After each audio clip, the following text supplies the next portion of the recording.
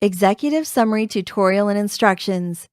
The first written section of the business plan is the Executive Summary. This is a summary of the key points and areas of the business plan and is many times judged to be the most important section of the business plan. In the Executive Summary, the content presents the company and describes what it does. In the Executive Summary, briefly explain the company's products and/or services and why the business will be successful. The Executive Summary should be at the beginning of the document. As the first section, it should give the reader, either management, partners, investors, lenders, or other interested parties, a nice high-level review of what the overall business encompasses and the strategies it will follow. What is in the Executive Summary should be addressed in depth throughout the remainder of the business plan.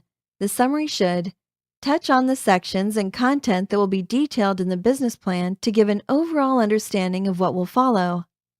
Be captivating but not overly puffy as to encourage the reader to want to get deeper into each section and read the whole plan. Make the main points about who, how, and what the company is and does.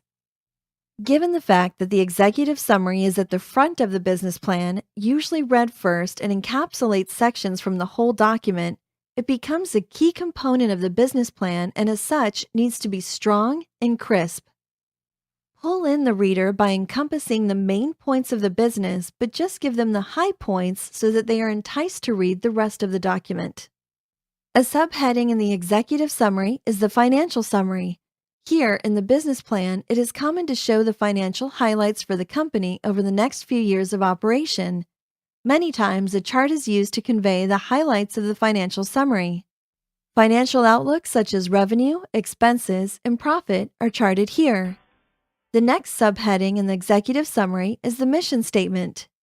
The mission statement is a short declaration of who the company is, what it provides, and its beliefs. The overall philosophy of what the company advocates can be addressed in the mission statement. Finally, in the Executive Summary are objectives. Objectives for a company are clearly defined targets that are set by management or business owners.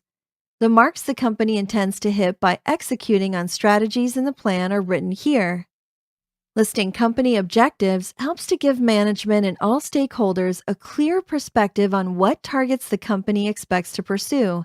These targets do not have to be only financial. Looking at and reviewing objectives can give a means for a company to track growth and reflect on how the company is doing based on what it stated it would do. Objectives should take into account the desires of all those involved with the company.